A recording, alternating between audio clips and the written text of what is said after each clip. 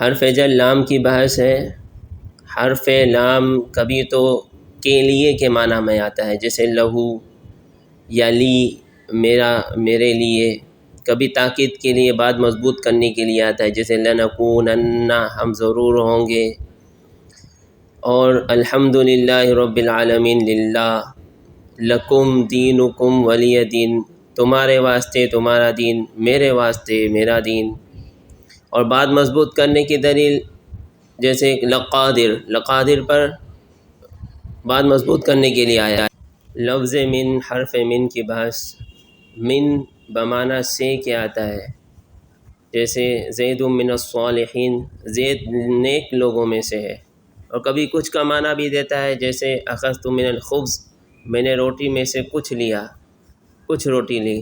اسی طرح من شر ما خلق، ہر مخلوق کے شر سے پناہ مانگتا ہوں۔ من الشیطان الرجیم، اعوذ باللہ من الشیطان الرجیم، شیطان سے پناہ مانگتا ہوں۔ حرف علی کی وضاحت۔ علی پر کے معنی میں آتا ہے۔ پر بمعنی ذمہ داری، جیسے وہ علیہ، مجھ پر ہے، میرے ذمے ہے، کچھ رقم میرے ذمے ہے۔ یا اوپر کے معنی میں آتا ہے، جیسے زید علی السطح، زید چھت پر ہے۔ قرآن کریم میں غیر المغضوب علیہم، غیر المغضوب علیہم، ان پر، انہ علی رجعہ۔ حرف فی کی وضاحت ہے۔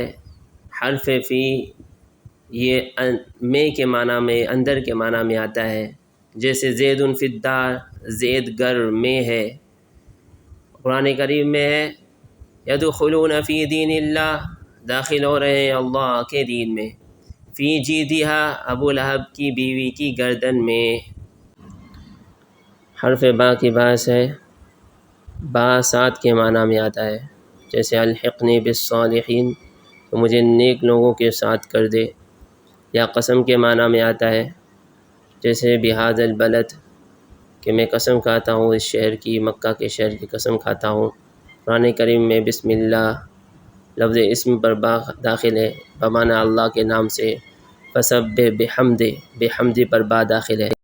ان تمام حروف کی خصوصیات یہ ہے کہ یہ ایک لفظ کو دوسرے لفظ سے ملانے کے لیے آتے ہیں، اور یہ لفظ کے آخر کو زیر دیتے ہیں، اور جب تک دوسرے لفظ سے نہ ملیں ان کے معنی کا کوئی فائدہ حاصل نہیں ہوتا۔